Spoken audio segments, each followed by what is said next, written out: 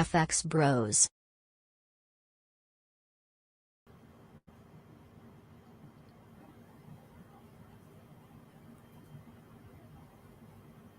You already know what time it is. Oh, that's dope.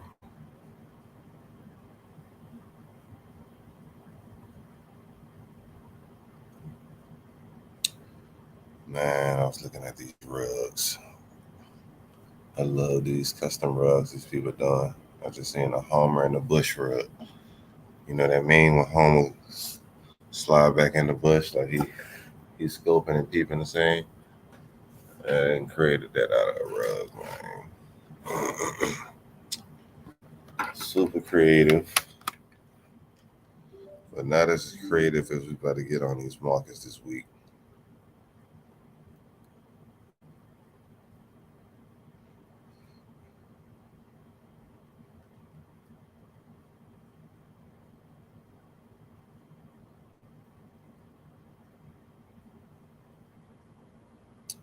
All right. Let's see what we have.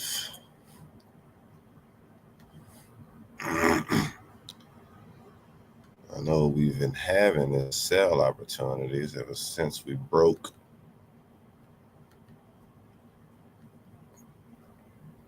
strong structure right here.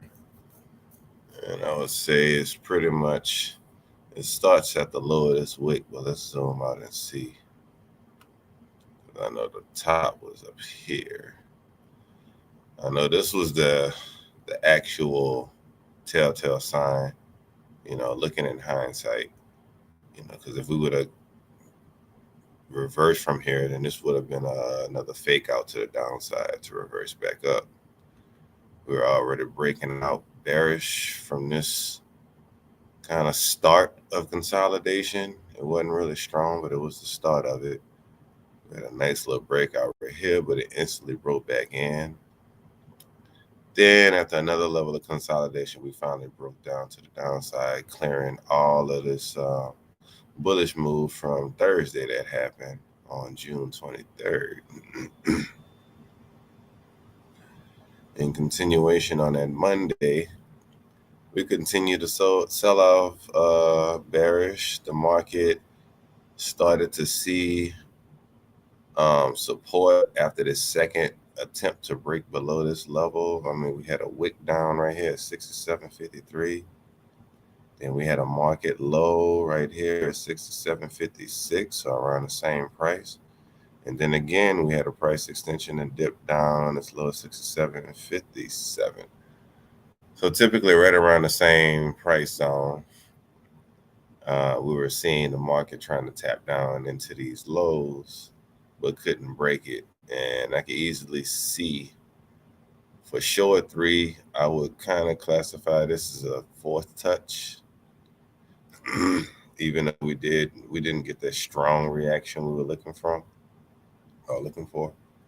But nonetheless, as far as signals on these sales, just to let you know, if you didn't catch the top, it was still enough profit for you to catch this median ground. Like I said, we see this now in hindsight, but if you review your trades or review the trade that you do, review the pair that you do trade, and see how often this scenario happens where you been experiencing a nice strong bullish run from the beginning of June or bearish, no matter what, but just a long extension of whatever side, bullish or bearish.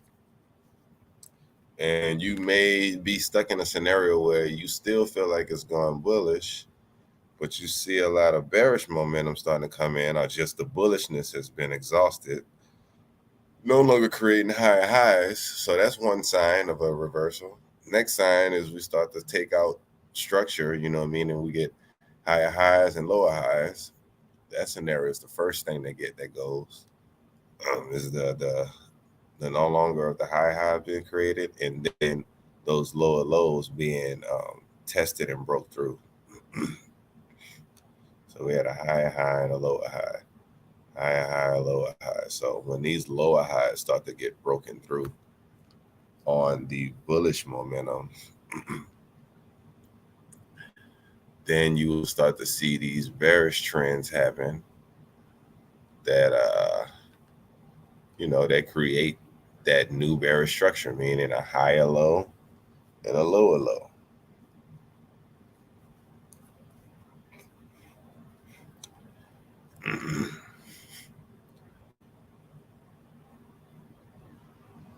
Or a lower high, lower low. I think that's what it is. But nonetheless, like I said, that Sunday evening, we could call it not a lot of volume, but that was our first sign of structure break. But to get a real indication of, okay, we're in the market, then we get this, I think that was news release too on Monday. We get this strong reaction from news that creates the feel of that Bullock's extension off of news on Thursday. I think this was interest rates on Thursday that came on the 23rd. So that candle got filled with this Monday news. That last final push down. So to look for another entry, you would pretty much have to wait for a nice pullback and looking for engulfings. We had 3 scenarios set up here. If you were to try to catch this one, ultimately looking at, I would have my stops like 5 to 10 pips above here, or 5 to 10 pips above here. That was like the last little area of structure that was being developed, especially with these highs being created. So that's liquidity above here. Market would likely want to be tested, try to reach above, which it eventually did. But on this run, you would have been safe looking at structure that way, not just, I get in right here and I'm gonna put my stop loss above this high. That's cool, but you got to really look at where the market is. I've looking in past, if I would have saw this, I would have felt like, yeah, the market is definitely want to try to go above here. I mean, it's a lot of consolidation right here. Markets likes to tap back into old consolidated areas, use it as support or resistance, and then return back on this continuous path. But like I said, right here, you could have got in targeting here. So entries, even though this is 1 o'clock in the morning, so you may not have taken this trade, but just for the hell of it, let's just look at this one, this last entry.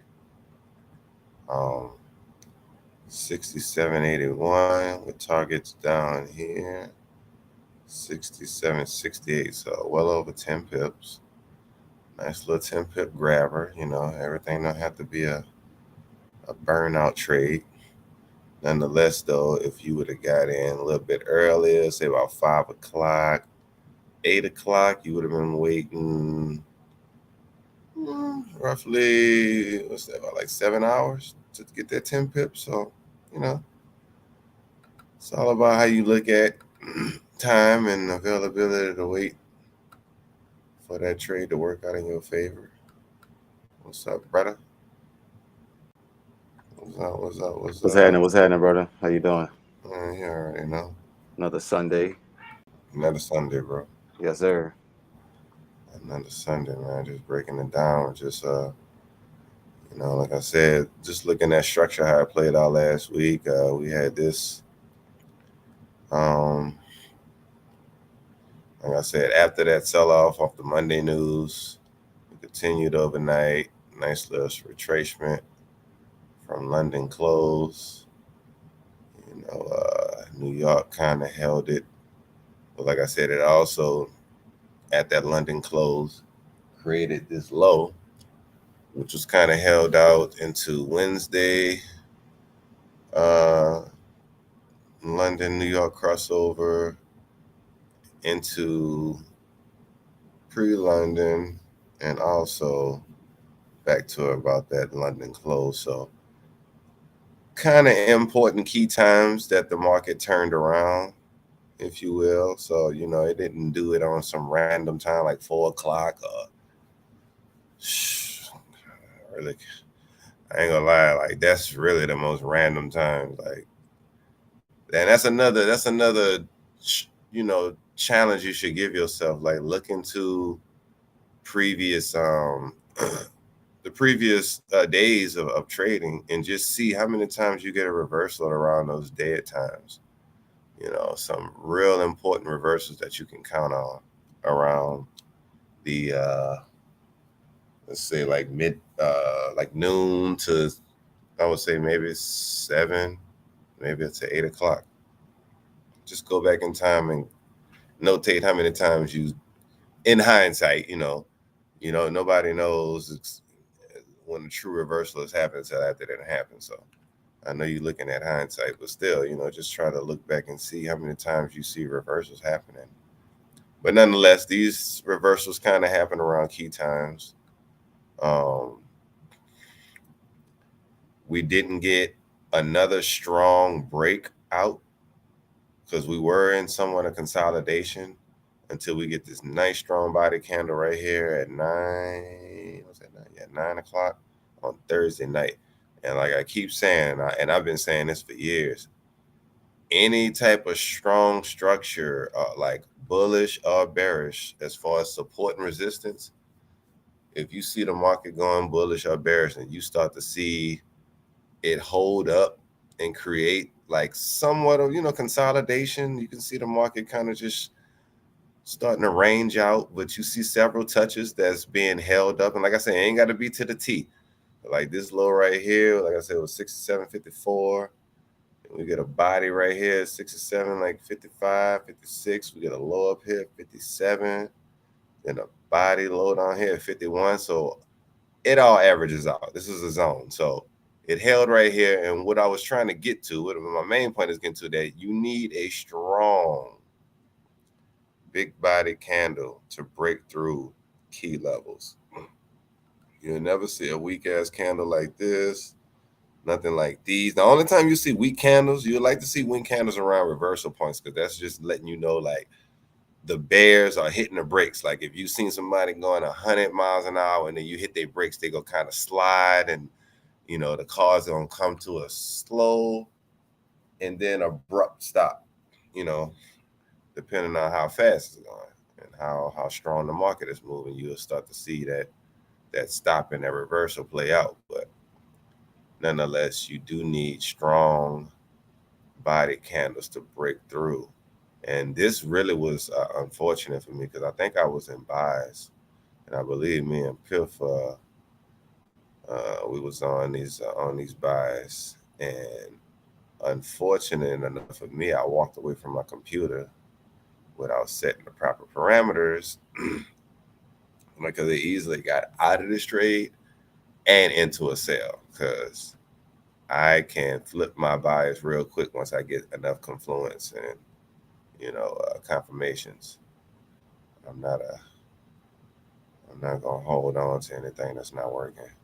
But nonetheless, that was the last push, and like I said, similar to that, we had a strong structure here. It wasn't as much as the double touch or the triple touch of the same support or resistance area, but when you have previous highs being broken by a strong candle, and I'm pretty sure in the past there may have been another area of resistance or support, somewhat. Not really strong, but I'm pretty sure if I zoom in on that, probably can see some.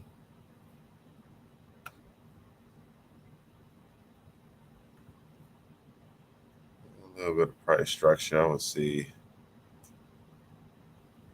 just to have this in there. See it right there. Let's see what that looks like.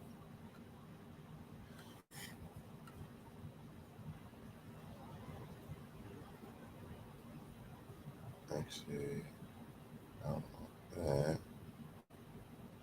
Get the line. See what that looks like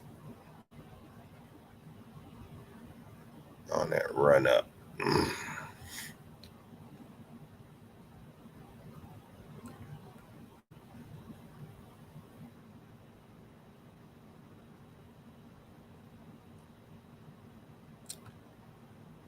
So not quite up where we were looking at, but still a strong, important area that needed to get broken was done, and was only done so by strong body candles, whether it was a rejection up or down. But we don't see any weak candles around these levels, even for it to break down back below. If we were respecting that level, probably on a 4-hour, we would see this better. But nonetheless,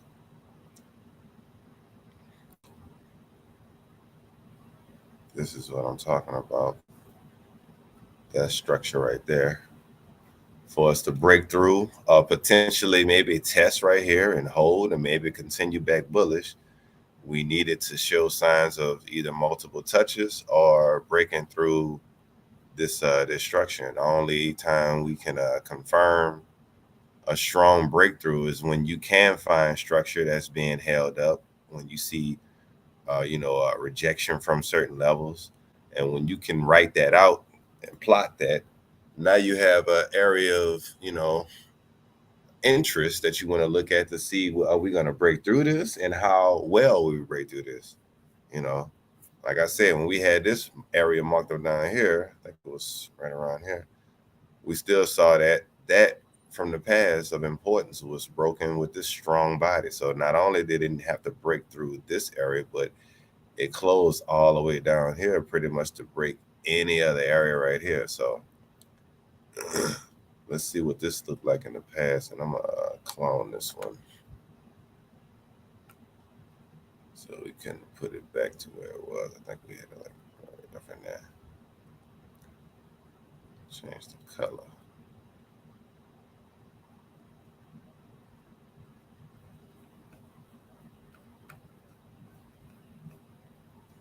Bam. So that was that area.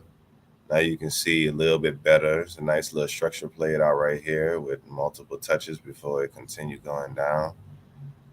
Tried to break high at this area, but couldn't. So, like I said, as long as you just need to see structure. It don't have to have,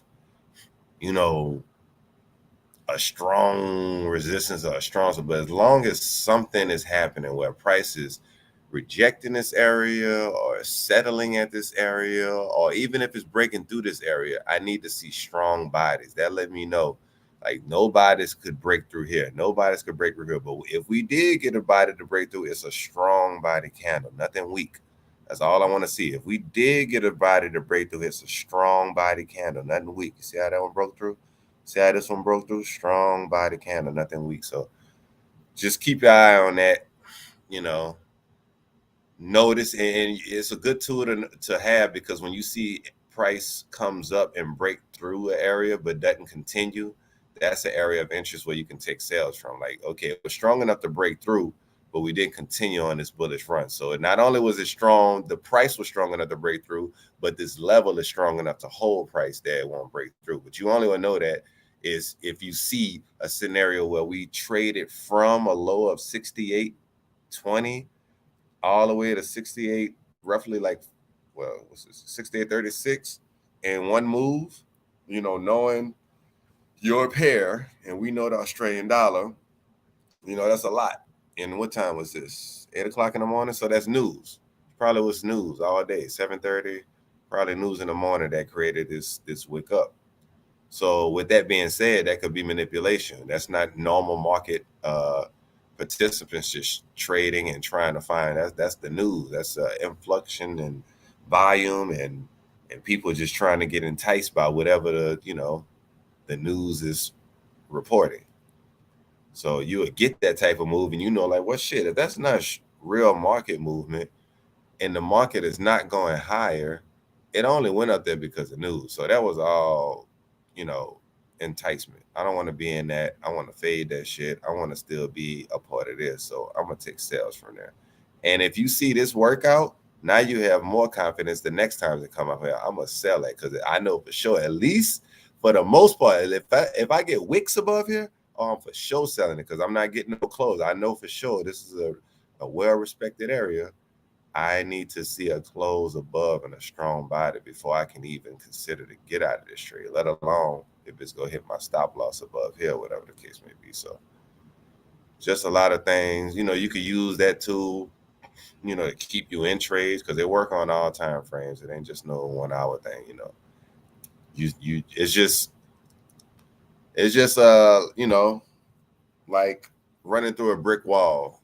Is very hard for a fastball thrown by a pitcher to go through a brick wall versus an army tank. You need force, you need power to break through important resistance levels, walls, zones, whatever you want to call it. And yeah, that's basically how you want to look at it. You want to see what areas are going to get respected.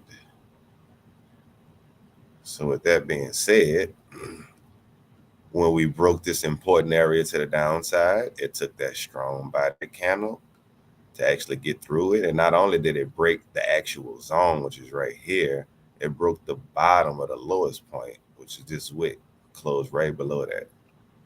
And that was an engulfing. And that it was engulfing. And like I said, and this is engulfing, you could have caught if you missed this move. That's why I like to see, check back in history. When you see long run ups, like I said, this bullish run, this exhaustion right here of the bullish run, this is the end of the bullish run from June 1st. This is June 15th. So that's the end of that's 15 days of bullishness. So I would say for sure, when you get past 2 weeks of strength of just straight bullishness, yeah, expect some kind of pullback. And that's just, I'm only saying that because we've been watching Australian dollar. I don't know what the USD Jappy do. I don't know what none of them pairs do, but I know what this pair does. And when it does weird things, I can take advantage of that because I've been watching it for so long, So when I know it does some, out the ordinary type shit, I'm ready for that. And like I said, if you didn't catch any of these, because the mind frame of traders from Thursday after this big bullish push was that we was going to continue higher to reach up into these areas. So any bullish scenario that we were getting on the 4 hour was looking good, as far as going with the movement, especially with this retracement tapping into this gap and all that type of shit. But the key thing that didn't happen that you must note, we didn't get no high highs. Like we were getting on this whole bullish run for 15 days, we did not get no higher highs into this new week or end of this week. We didn't end Friday off with higher highs. And that's cool because we would be looking for Sunday and Monday to give us higher highs. Did that happen? No. Monday created the biggest breakthrough of, important structure, if you will. That's an important structure for a high like this to get broken by big body. And then this first sign of bearish structure, a tap right back into that last little, swing, or that last little broken swing high. Like, yeah, that's strong structure. And we broke that Monday night. So, okay, I missed that. I was in buys all. I thought it was down. Okay, I took L's. I missed that.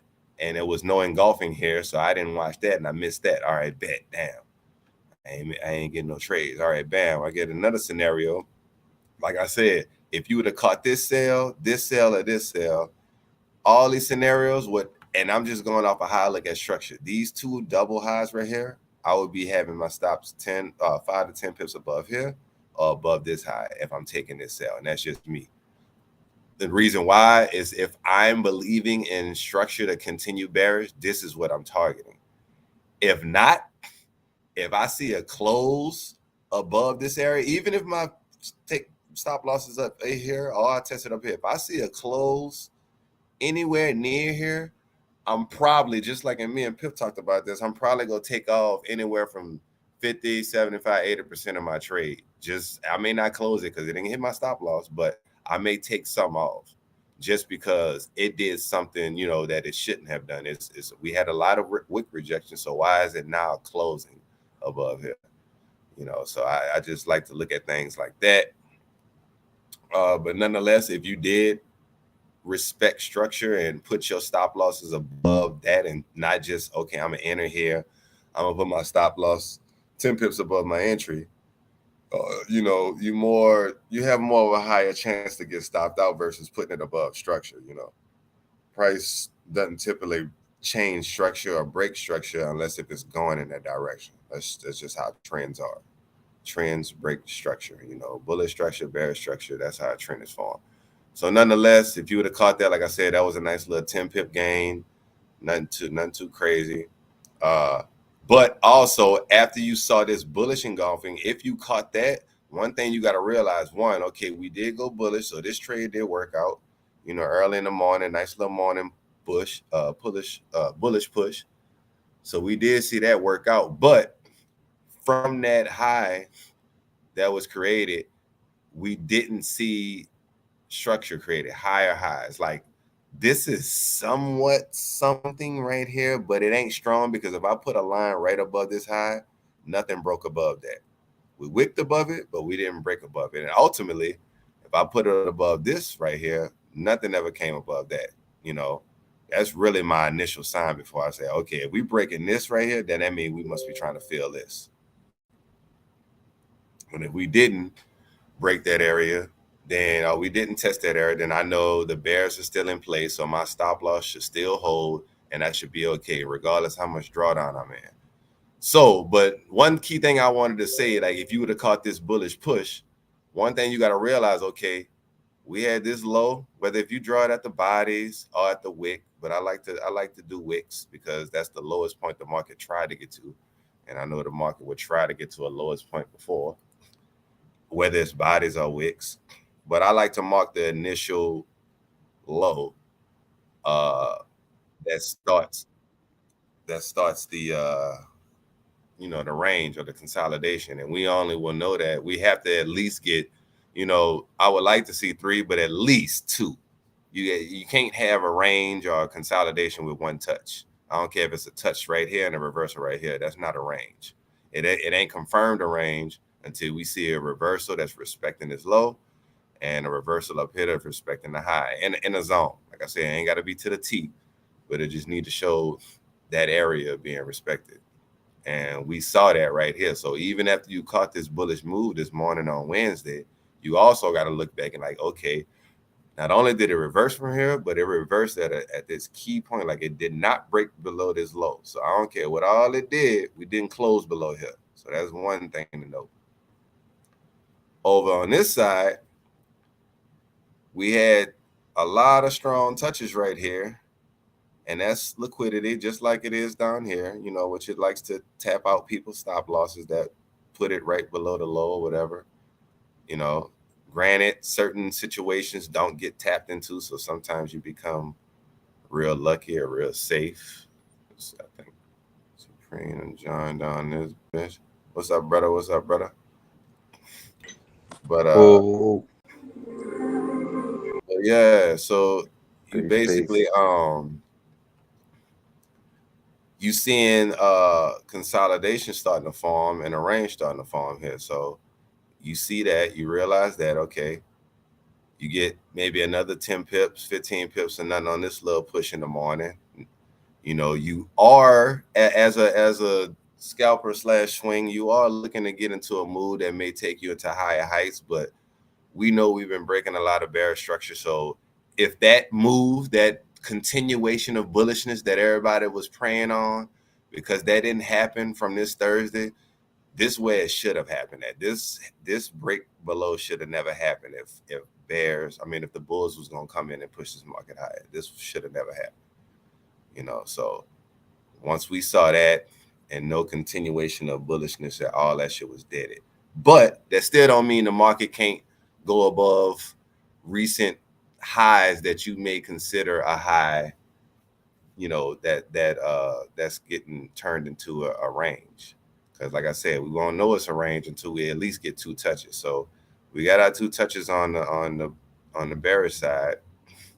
On the bullish side, someone got a touch right here. Like I said, the zone is respected in the zone, but still the highs were swept. So if you had stops above here, like I said, stops above here, whether if it's 5 or 10 pips, potentially you probably could have got stopped out. But that's in respect if you were holding these sales from here. That's why we like to target the next likely area is going to go. Not, like I said, if you would have targeted this and let the rest run, okay, you probably would have got stopped out. Or maybe you would have saw this reversal on this engulfing. And the fact that it didn't close below this, just hint, not just looking at it, and then you add it to this buy right here to go up. Maybe and just maybe you did get into this buy and you had your stop loss below here. Let's say you get stopped out. But one thing I do know, okay, I got stopped out for a reason, because market was just reaching for stop losses that they had, the ability to have that information, and they just push price a little bit below just to hit those stop losses. But it didn't close below. It didn't continue. So with that being said, I might get back in this buy. I might get back in this buy. Yeah, it may not be my engulfing setup that I'm looking for, but I'm still holding this engulfing to be true, because when I look at that scenario, I don't care about these wicks. Yeah, these wicks caused me to get stopped out, but I still don't care about these wicks because they didn't close. It wasn't no buy. I mean, just to go off of what you said, because now you're talking advanced level. But what that was an ultimate rejection too. Like those engulfings are pretty much like the wicks of like the larger time frame. Right. That's what you're pretty much getting. You're getting that wick of the 4 hour, of the daily.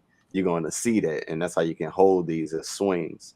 But when you see a move like that, Six, I say the same thing. It's just like, it's not an engulfing, but if you would solid both of those candles, put them side to side, that's going to be an engulfing.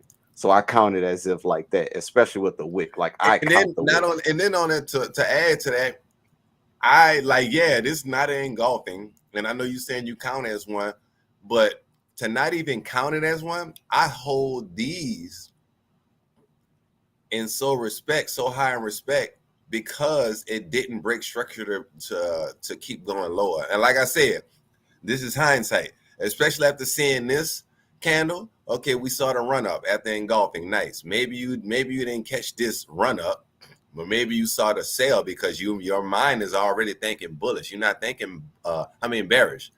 After all that structure being broken, your mindset is on bears now. So you're not even thinking bullish. Even if you do see a bullish setup, you probably looking at that as a catapult to get you into a sell setup type shit. So you may not even be taking these buys, but you noticing that this reversal right here has not been broken yet. Why is that?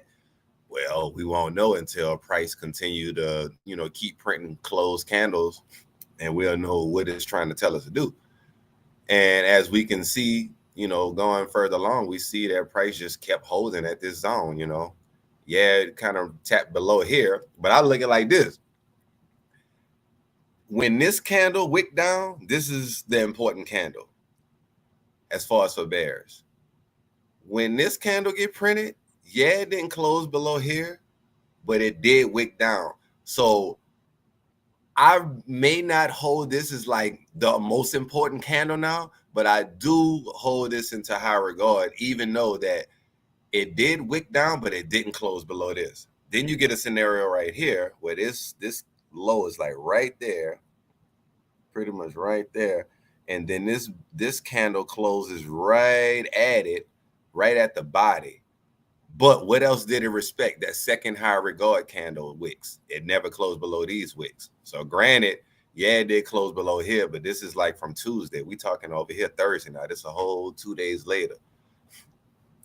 So I look at things like that. Like, you can, you can draw a line right here, and as soon as it breaks this, like, I'm taking sales. Like, cool, but how did it break it? That's why I said if you let time play out, you will see how strong this level is. And as we can see, it was one. But after this first 2, 3, damn near 4 touches. So that's strong. It needs a strong body to break through that to show you and give you confirmation that it is ready to continue selling off. And that's what you have to wait for. This right here, and it comes in key times. This don't typically, I ain't gonna say ever. Typically, this don't happen around 1, 2, and the only time it will happen, and if it does happen at that time, it's probably a fake out, is when Jerome talking at 1 o'clock. And I'm just gonna throw that in there. Other than that, this typically doesn't happen consistently around that time, from noon to like 6.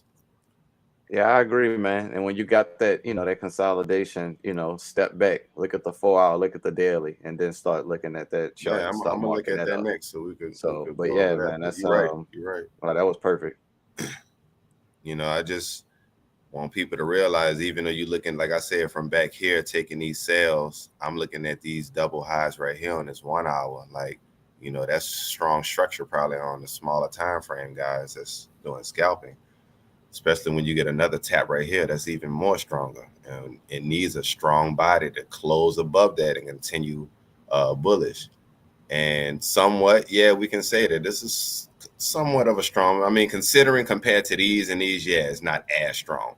But we don't need nothing weak like this. I mean, if I say this strong with this is 94, it's like 6 pips. So I would say strong is 10. I'm just gonna say about a strong body. You want to go somewhere near 8, 9, 10 pips of a body of a candle. So even if you want to look at, if you want to, you know, write down the number of pips that that body gave for that hour, that's how you can determine another way to see if this is a strong breakout, because it needs to have some movement to break out through a strong level. So granted, if you had tight stops right here, yeah, it may have hit your stop loss, but if you were patient enough, it also gave you an engulfing bearish scenario to sell off of that. So damn, if it hit your stop loss out these sales, you got another scenario to get in, just like this one, that may work out for the long term. And in hindsight, that's exactly what it did. Came back up, filled all this little clean traffic, this nice little small gap right here, tapped into that, sold off, and then the big sell off. So like I say, even if you miss all this movement from Monday, you still were able to catch another patiently waiting engulfing that broke structure. This was an engulfing that bounced off a resistance. We love those. We love to catch engulfings off of resistance, and we love to catch engulfings breaking strong structure. You know, looking from this way, yeah, this engulfing is breaking a low. You know, that maybe we may be iffy on that. I don't know. We got an engulfing at a low. I don't know about that. I like my engulfings coming from a high. But when you zoom out, you know, you'll see in hindsight that what it was reaching to was a much lower market that we were reaching from. This is from the 7th, even though, like I said, this bullish run started from June 1st. All the way from the 15th to the 7th, that's like almost half the move. And, you know, this little shit, was it? Yeah, I could say 1 week. It started on Friday. But, yeah, this is a 1 week move. You know, it kind of pretty much did a weeks of bullishness. Yeah, it engulfed that sucker like totally. And then look at what the bulls. Look at what the bears did. Look at how we had consolidation and a quick breakdown. Like, look at the slow structure building up. It was clean, predictable, but slow. Was no big pushes. We didn't see those big pushes until the beginning. Yeah, man. People started cashing out, bro. Yeah, big facts. Big facts. Cashing out. So let's quickly just jump to the 4 hour and look at that same scenario. Like I said earlier, coming from this bullishness that we were seeing the previous 2 weeks, we were still in bullish format. So we were seeing these bullish candles form at the top. Not something ideally we want to take, but on the flip side, we were seeing bearish scenarios on the 1 hour that were working out.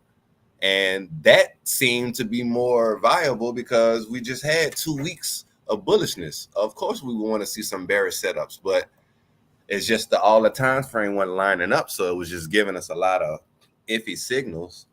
But when you look at it from, okay, damn all them rules, damn all that shit, what happened in the market? What actually happened? Well, what happened? We had 2 weeks of bullishness on the Australian dollar. I don't know if I can show you a consistency of a 3 or 4 week bullishness in the Australian dollar. I'm not sure. I'm not saying it's not there, but just knowing my pair, I don't think so. I don't think there's been a scenario of consistent 3 to 4 week bullish patterns weekly. So what I'm saying is when you see a 2 week consistent bullish run, at least start to have it in your head that we could be setting up for a reversal. It may not happen, but I'm at least start to be like, I won't be so shocked when it does happen. I was already kind of like, okay, yeah, I see why this played out. We have been like running up the bag for 2 weeks. Okay, it's time for the Bears to get some, like that type shit. Yeah, or at least consolidation, if not a whole reversal. Like expect stuff to slow down and consolidate before you get another move. It won't just go, like you said, for weeks, 3 weeks. And it does that every week. Every week the market has a run up and consolidates. Like on the weekly, yeah, you would look at one candle. Okay, it was a bullish candle. Okay, the weekly went bullish. But when you look at the hourly, there was signs of bullish runs, consolidation, continuous bullish runs, consolidation, continuous bullish run. Like, and that same pattern would play out on the weekly if you give it time, or even the daily if you give it time. Yeah, if you just to add on, if you check out the daily bullish run ended on June 15th. Facts. So it was no bullish moves from that. If you look at the daily, they had that they had a swing high right here. Yeah, not only that, look at that last day, that Thursday the 15th. Look what it did. Just like I was talking about them important zones. It needed a strong body candle to actually close above these important parts. Yeah, May 10th area. If you look at May 10th, that swing high from May 10th, that was the key area. Yeah. So on June 15th, it closed above that to solidify, that bull run. It's like, oh, okay, it broke above the multi-week. What we came to do. Yeah, and so, like you said, look out for that reversal eventually, because like you said, and it's not there. That was the greatest bull run ever on the Australian dollar. I went all the way back to the early 2000s. Come on, it never was 14 candles. I ain't had to look at it. Come on, see, I went back. I went back. I actually, you was there. I think I went back, and right, it wasn't that. So, yeah, you definitely want to, people gonna cash out eventually, like Jay said. So, and then you see, if you go to the daily, that next day was red. All of the days was pretty much red from there. So that was the sign right there. If you just was still not giving you an engulfing, but it did close back under that area. Not the what was that? The 1560 set right there. It ain't give you an engulfing candlestick setup, but if you study the other candlestick patterns, you may not have to trade them, but you can recognize them when they happen. Like this is what they call a evening star.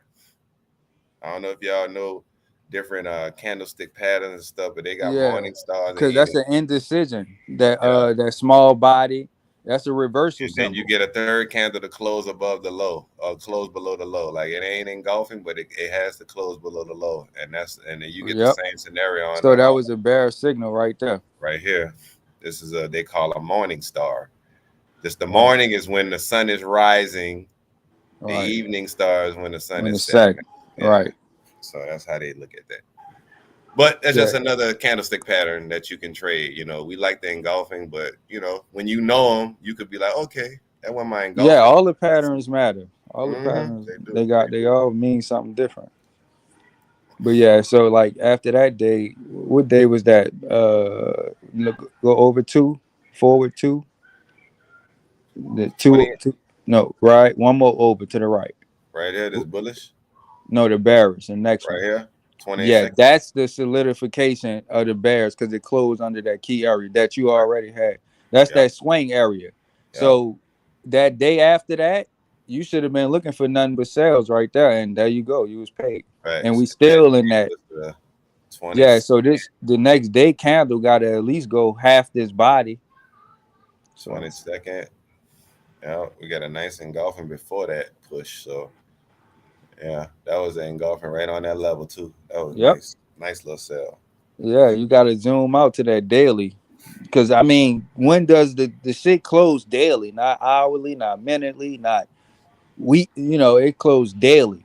The close is at the end of the day, for real. You know, so the day candles are extremely important. You gotta. I was just watching something too. Price is always going. The day lows and highs is always going to be liquidity right there. But you don't know which way it's gonna go. Just Facts. because it's at a new high, don't mean it's about to make. Just because it broke past a new high, don't mean it's about to make a new high. Right. And it don't mean it's gonna reverse either necessarily. So you just don't know, but you know it's gonna be action at them day But highs and them day you lows. So know, avoid putting your I'm stop glad you loss right said there that, because with because it's it, gonna if get it hit. don't break that high or if it don't reverse, then that's the perfect scenario that it might be entering in consolidation. Might be. Or reversing. If it didn't reverse, if it didn't break the new high and didn't reverse, it might be consolidating. Yeah, but Like a beginning. consolidating at the top, that would be bullish to me. If it's consolidating up there at that area and come down, it's probably going to continue right after that consolidation. Yeah. Continuation pattern. Take a little breather. Because if it wanted to come down, it's going to come down. I mean, that's kind of like what it just And it's did. gonna Look do it right at there. key levels and break it with a strong body when it does it.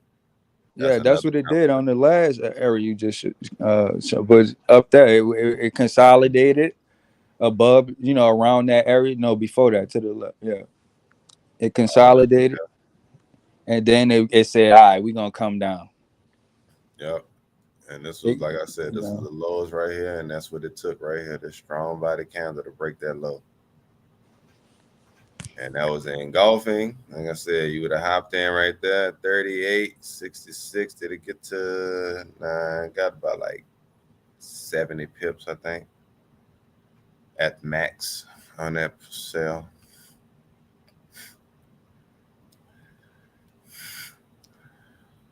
So right now I'm looking at, if I was to look at structure, I do see these key levels right here. This is a key level right here. And I like when little key levels that I like where market tried to test the high of an old hourly or 4 hour. I like when it's set up right under like a area of interest. And this is old. This is a daily gap. This is very old, but still, when it does break through these areas, it takes a strong body to break through. Whether it's going bullish or bear, it's just like, it's kind of like when you jumping across a pond. Like, you got to take a large leap to jump across these ponds. You can't just trickle across, so you'll fuck around, fall in the water. You got to jump across that bitch. Like, you don't walk across no puddle. You jump across it, because the puddle probably big. Can't walk through that bitch. I like that. I also see it just like clean traffic. Like when you switching lanes and nobody in that other lane, you can just scoot on right in, like, and just pass. But once you get that, that weird stuck looking traffic, you're gonna be stuck in that. Like, you are going to come to some sort of an halt when you got traffic to the left. That just is what it is. This is old, not valid areas. Still looking to come down.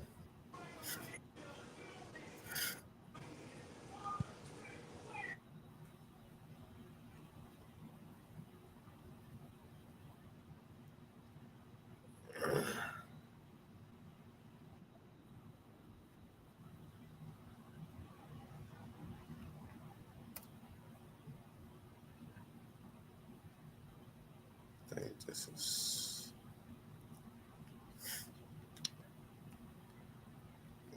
old too.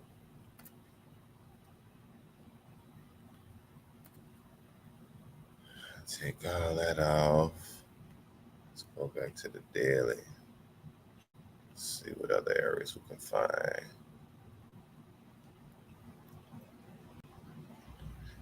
Here.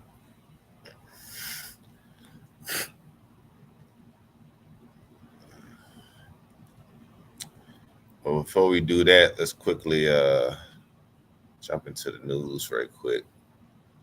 Before we look into that area, let's see what the news talks about. I can't see the screen. It must be me, huh? Yeah, I got the charts up, but I'm about to switch to the news right quick. I can see it now. All right. Let's see. I may have to log back in this bitch. Yep.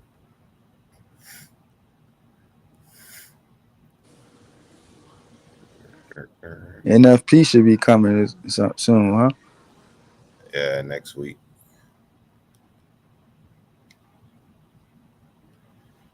First NFP for the second half of the year.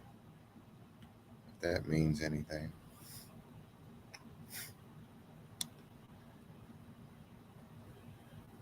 So, no news on Monday. No news. Is anything happening Monday? No holiday or nothing like that. Huh? Just no regular day. All right, so no news on Monday. Tuesday, we got durable goods orders. We got durable goods excluding defense and excluding transportation.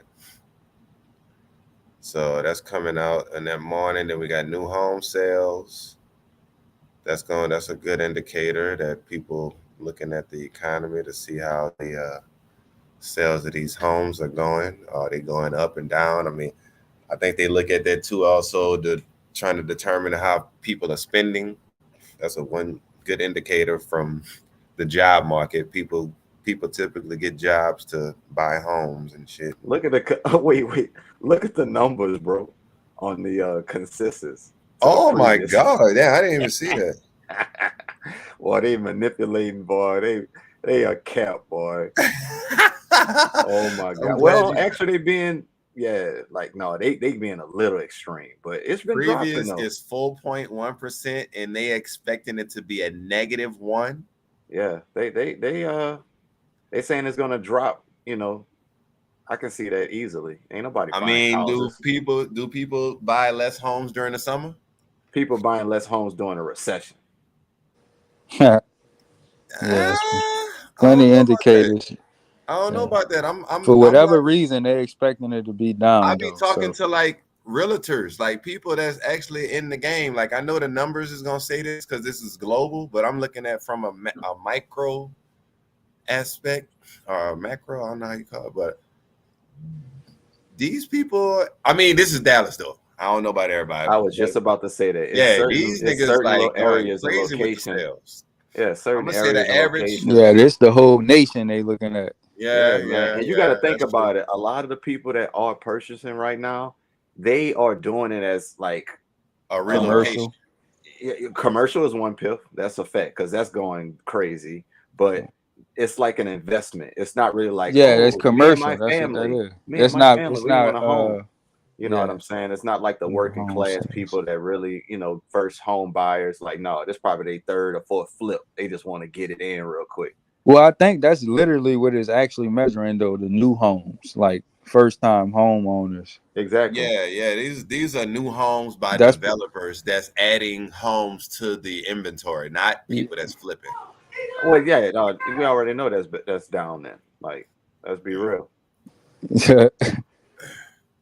That's a lot, though. That's a big drop from 4% to -1.7. That's because the interest rates went up and inflation is high. That's why they trying to get it down. Jerome said he know that the people who are paying the most is the lower income people. He even said something about black people because they have Miss Diane. No.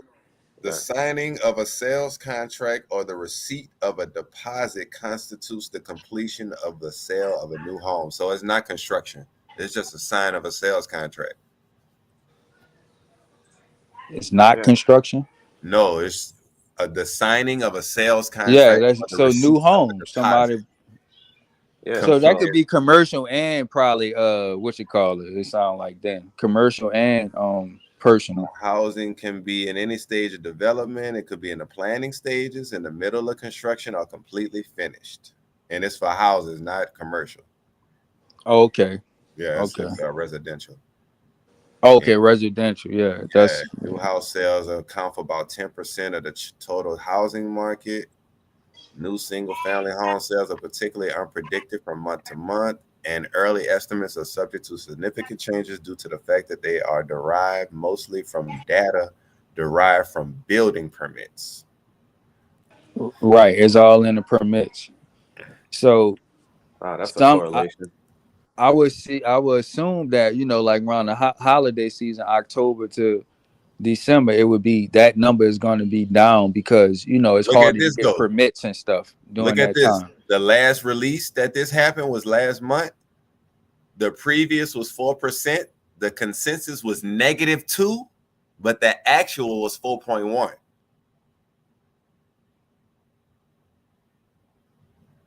The consensus So was that what? resulted in a better than expected result by Wait, plus say the numbers 6.1. again.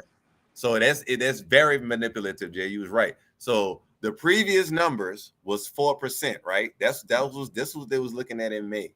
Right. The consensus on those numbers was -2, which is lower than what they for Right. tomorrow. I mean for Tuesday. But Damn, the that's actual that's for worse last now. month was 4.1. Oh yeah, that's heavy manipulation. How can y'all be off that much? Or you want me to Basically what they're trying to say is by having that consensus so low, it can give them a better than expected result of plus 6.1%. So it looks very good on paper. They can't just lie though about that. Oh, they can lie all they want. Not, I mean, they can lie all they want. Not really. I mean, theoretically, how we looking at it, but these people got licenses and shit online. How he said this go, because I listened to the testimony, the speech and the testimony first time, and I was all ears, multiple hours straight. So I learned a couple things. But so what he said, like the consensus, he said this was at the speech. He said, like he don't make that and shit. It's a board of, you know, like the smartest, you know, economists in different departments, and they publish their consensus, and like the general average number, that's the numbers that they publish. So it's like a group of different people saying what they think, and they kind of put it together to get a number. That's what they put out. That's what he said. Kind of just like that. Manipulative, lying ass numbers. Yes, and not even that. You don't think they got people in their ear? Of course. So of course. it's like it's not people in their ear, people in their pocket. Like it's that too. You know what I'm saying? He gonna take that for their benefit. Their benefit. Facts. So, but yeah, that's all I'm saying is these niggas saying that under oath with their license on the line. So if they want to lie and risk their career, no, they not lying off the numbers like you saying. You numbers don't lie, but when we throwing out what we think is gonna do, and we think it's gonna be -2, but we know for sure it's probably gonna be plus 4.1. But we gonna they don't know. On here. How would they know? What they do know, it's the track record. Like this is gonna be the second month of them doing a negative consensus. So what's gonna happen? We gonna see on Tuesday. And that's gonna be proof in the pudding right there. It better be negative point something of what they lying as. That's what I'm saying. It's just saying it's gonna drop down. So it's gonna be what's that? 2 point. Well, the previous on the last month was 4, and then it went to 4.1. So now we're looking at the previous of 4.1. So the actual could be 4.2, which would make this number have a 6.1 or whatever the fuck plus, so it looks amazing on paper for the market. Yeah, I mean, but nobody ain't just looking at the who really just looking at the consensus. Because if you could just look like like you said look how off they were. So why would you make a judgment just off the consensus? I know I wouldn't.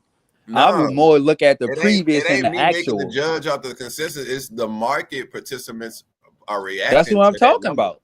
That's what I'm talking about.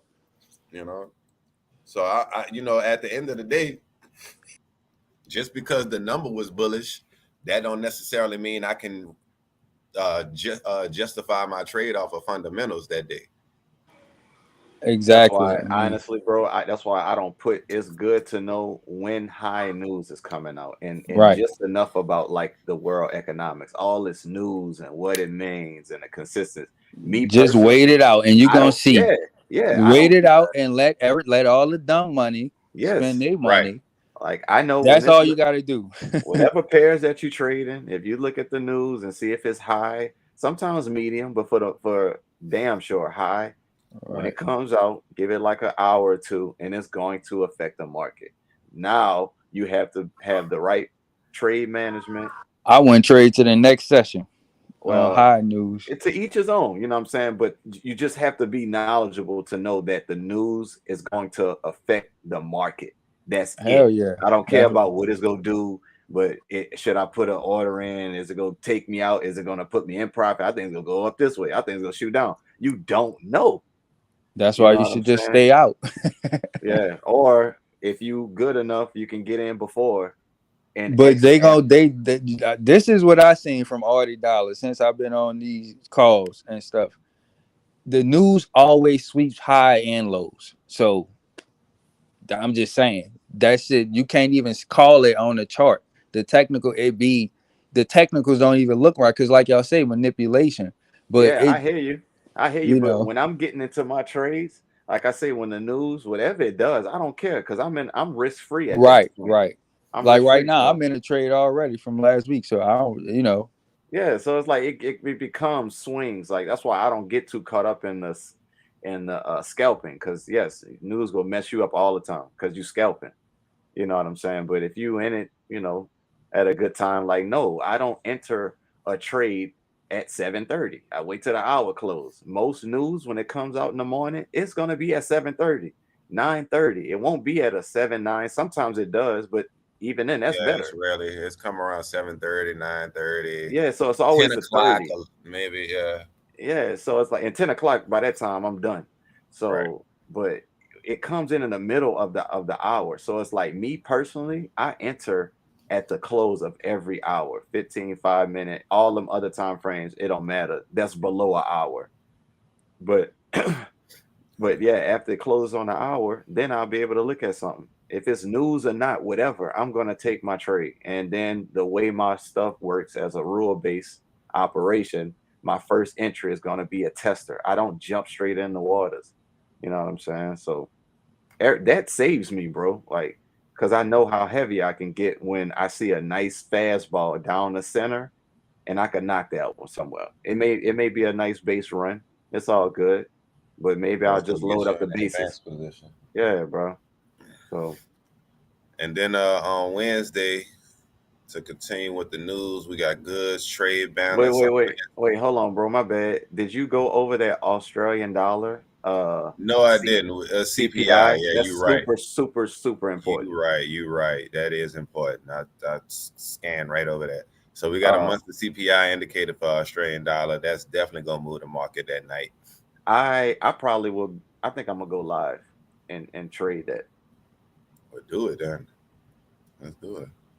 CPI. on some Asian session. I think that's gonna be some major buys. But we shall see. Right, all right. right. Phone call here came in. Oh, for sure. But yeah, so we got that news, CPI, then following Fed chair speech, 9:30 NYC, 8:30 Central Time. That boy got another speech. Man, he not done, bro. Y'all done pissed him off, Hey, man. put the news screen back up. Oh.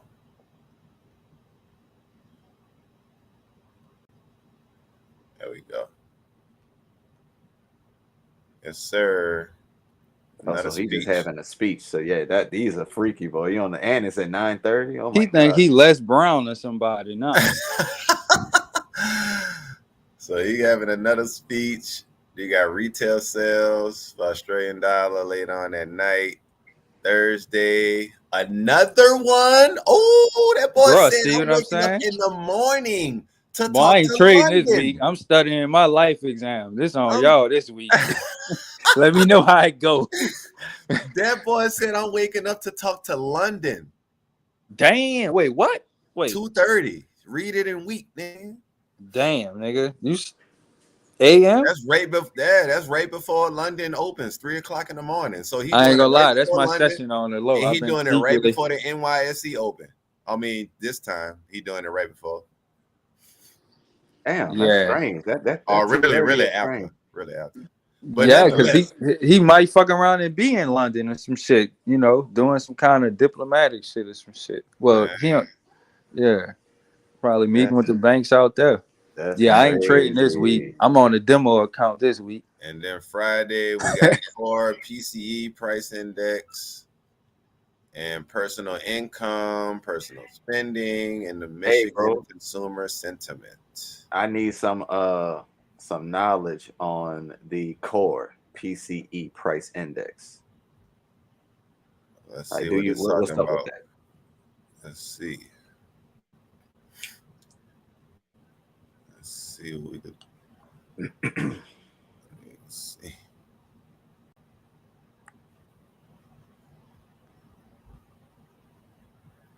The core personal consumption expenditure price index in the United States measures the prices consumers pay for domestic purchases of goods and services, excluding the prices of food and energy.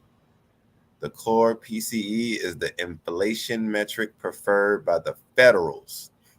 The central bank has a 2% goal. And we are away from that goal.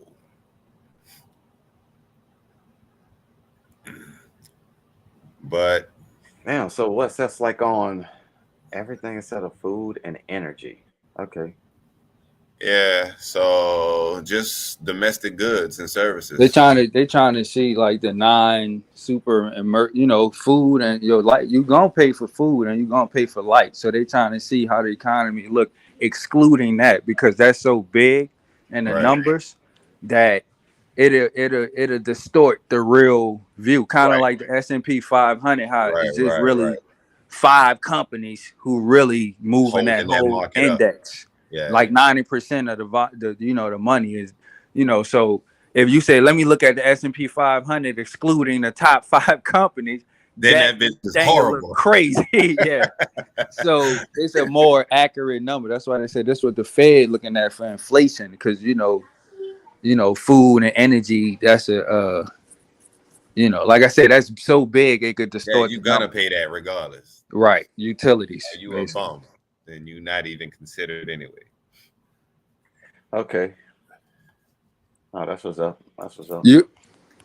You'll catch them doing that with a couple different things, to exclude this industry and that industry to get that's literally what the NASDAQ is. NAS 100. It's the top. I meant to say, Dow Jones, NASDAQ. It's the top companies excluding the banking companies.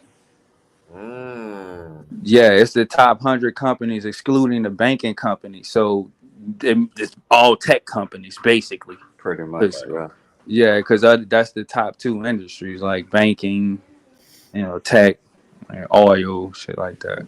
Defense. Yep.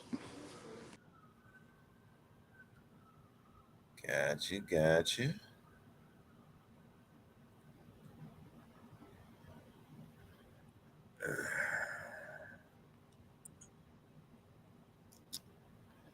So yeah, what y'all saying for future? I mean, we got a nice, compared to all these bodies on the bulls right I'm here, in shorts already. Just we had some nice strong bearish candles. I'm in shorts already, and I'm gonna be looking for shorts. But however, I'm gonna be pausing. I will do a couple of trades, but I'm definitely gonna give it like 2 hours after news. And if I miss that session, I'm just go wait to the next session. I trade Asian, I trade London, so I don't be tripping. Right. So I'm just gonna wait and see what the money do first. Like I'm not, I ain't getting my ass handed to me this week. So I'm gonna be smart money. I'm gonna take the safe money. I don't need the extra pips. I'm gonna take the short ones. Man. That's what you gotta do. That's the only way you win. If you try and get everything, every little bit out of it, no, you gonna lose. Because there ain't no confirmation in that. When you're waiting on confirmation, you're gonna miss some money, but it's a sure thing. Right. So it's like, man, it's manage your trade, have a plan that works, and stick to it. The moment at the end of the day, you should put more focus on making money and not being right. Yep, because there's plenty of ways to be hella profitable with a 40% win rate. Right. So it's definitely not about winning. It's about money management or trade management, money management. That's what matters. Risk management. Yeah, like that win percentage shit is an illusion because I had a high win rate and a low income. And I'm for real. You know, For real. you know, I'm serious. Nah, dude. You think that was the plan? Hell no. But like you said, you can have a. I mean, I didn't did the numbers, but we already know what 40%. But I'm pretty sure if you, with a long enough data, a big enough amount of data, you probably could have a profitable situation with 30% win rate. It's all Man, all it takes is one lottery ticket. You see what I'm saying? Look, think about how many times a person, let's say a person who won the lottery, think about how many tickets they played, how much money they lost. Hundreds, thousands. But guess what? That one ticket paid for it all plus a whole lot more.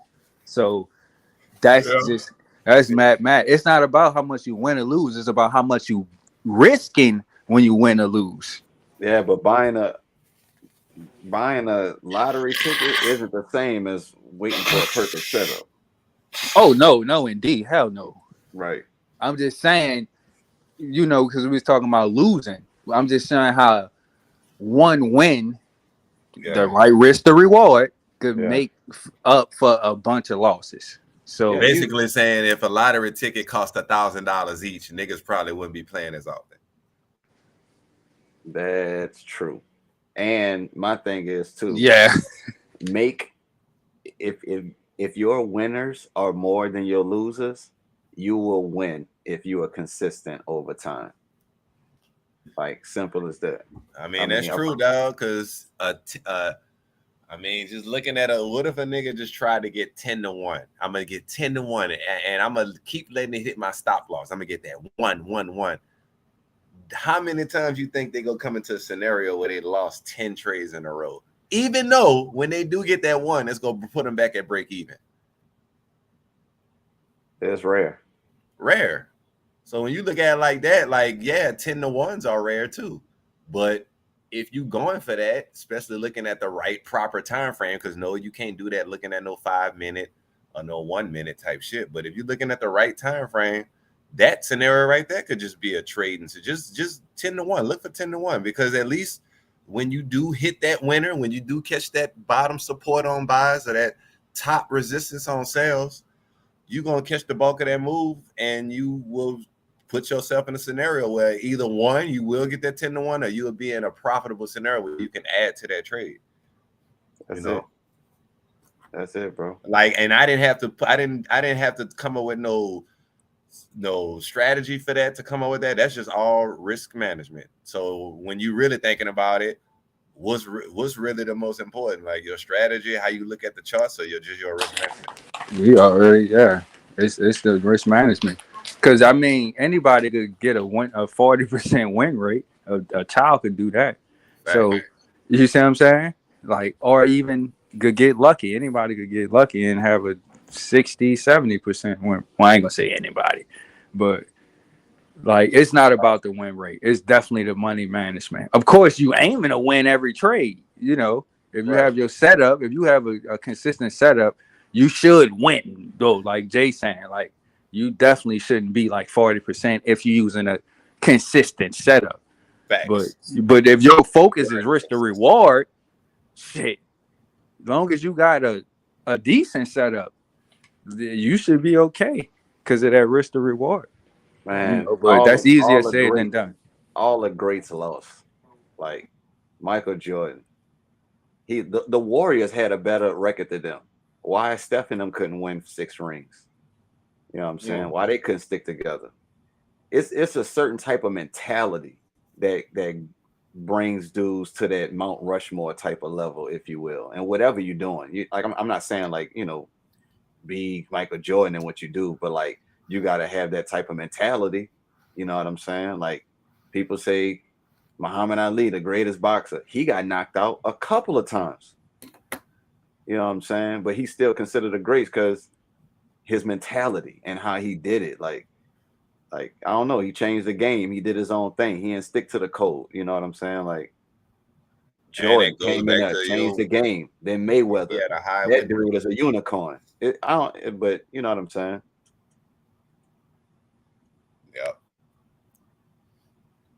Real winners can't lose. That's how I call it the winner mindset. Like me personally, I feel like I could never lose. Yeah, because it's always a lesson. Like, how you losing if you quit? Like, you ain't done. You know what I'm saying? Yeah, you might get hit on the chin, but you ain't done. You back in Right. it.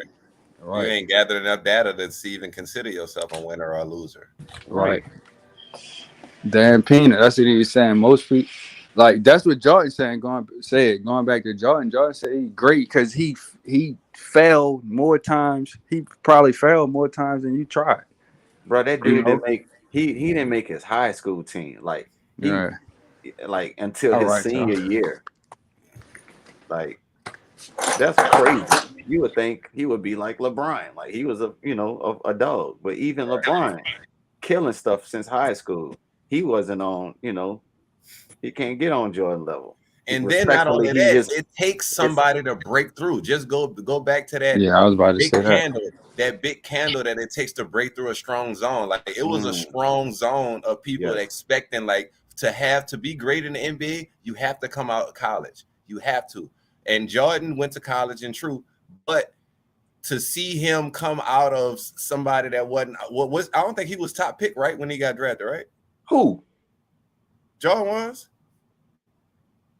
Man, hell yeah. No, he wasn't. I'm tripping. No, I'm he about to was say, I not. thought He was he like wasn't like 6. top tip. It was like other niggas that they was like, man, this nigga's gonna be the greatest ever, and they wasn't really like looking at Jordan like because he was like small and frail and shit. Yeah, like they was looking at like James Worthy and shit like that. Yeah, so that type big niggas. So they was like, it's different.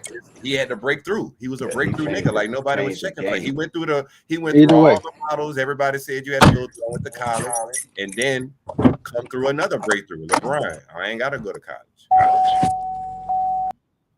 Like it's breakthroughs that happen and shit like that make greatness. Like it's a whole lot of people probably better than Yeah, that Jordan.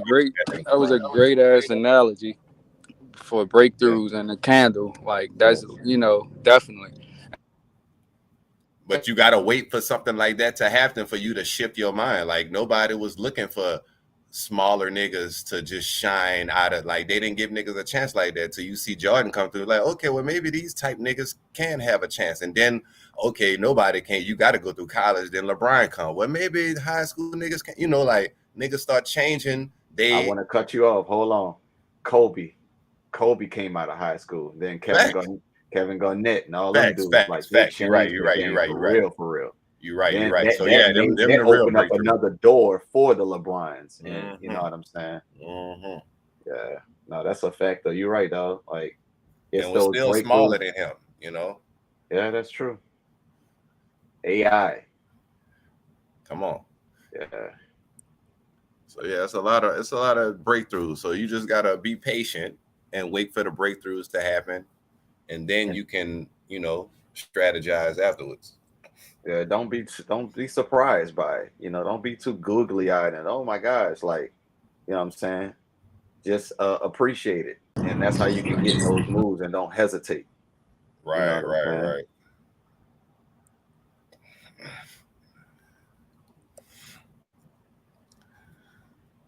Yeah. But yeah, if I wasn't in the market, I would probably look for some sales right at that resistance area. I was just about to draw. Or I look for the breakout above that area.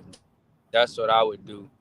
I'm already in some small sales though, but not too small, 2,500 units from last week. It's been going on. I'm just watching it. I got my, stop loss and all that set. So I already counted, wrote the check for the L. Come on, man. Yeah, that's all I would.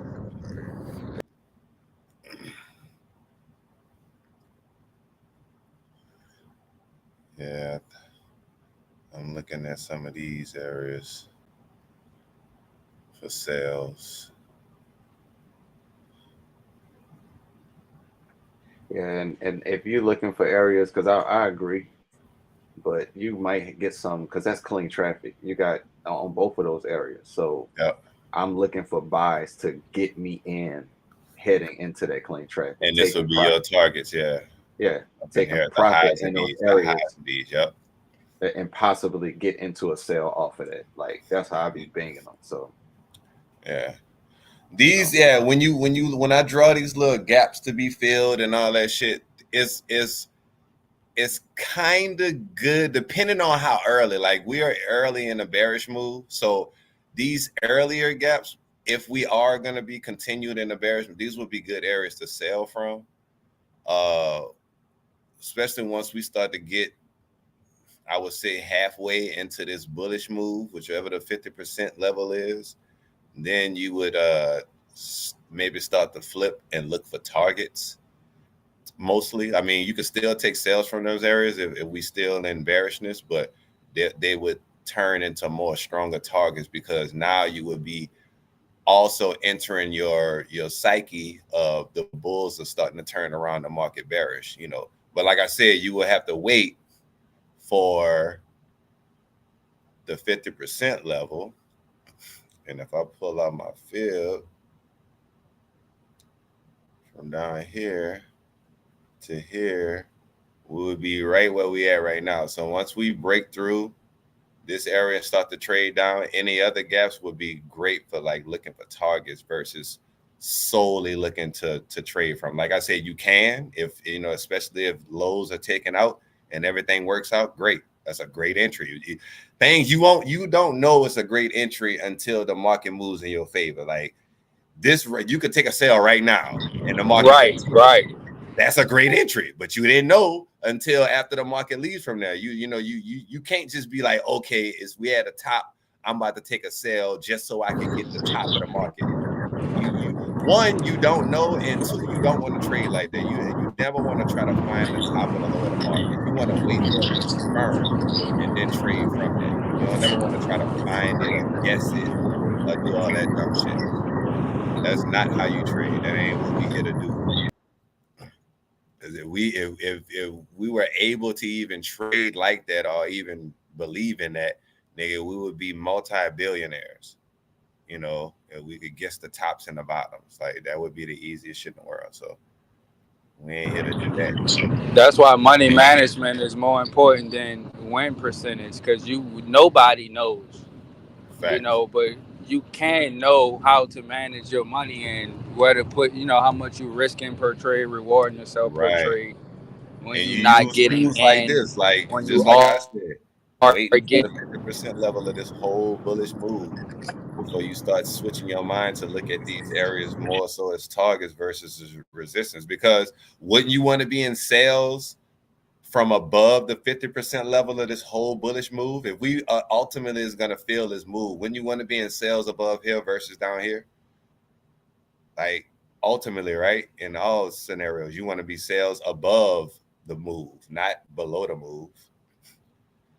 So when 50% level, when you start breaking down, then this is more of an area where we could turn around and continue higher from. You know, you're looking like that. So you want to be looking at areas above as targets. And if you can reach that target, take some of the trade off and let the rest run. That would be a scenario like here. Like these gaps that would form in here would be targets versus the gaps up here. And other higher scenarios would be looked at like this gap right here that barely was touched would be looked at an area to sell from, you know, because it's above the move, the ultimate move. You know, that's just a way to look at, have your mind shift when you're looking at the bulk move happening. You always got to have a bigger picture. Nah, that's literally what the Fib retracement is for. It's called the Fibonacci retracement. Right. It's the keyword retracement. So you looking at, okay, after a rally, it's going to cool off and retrace. If it retraces more than 50% and closes, then that is probably not a retracement but a reversal. Facts. So it's like, which is it? Is it retrace or reverse? That's what that 50% is. So, but usually it's going to go to the 50 and come back and continue down in the sell, because it won't even get to the 50. It go to that. But 68. if it closes above the then, right, 61, huh? 61.8. 61.8. Yeah. So that's exactly what you said it right. That's exactly how you supposed to use that tool. I don't know what other people be doing it for, but I saw some weird stuff on YouTube. But that's on like Fib is you trying to see if it's about to continue or reverse.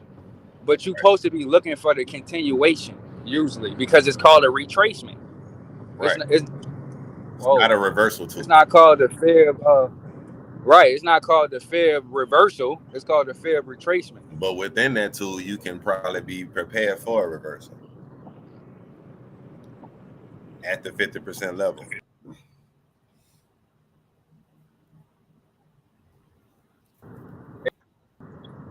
Exactly.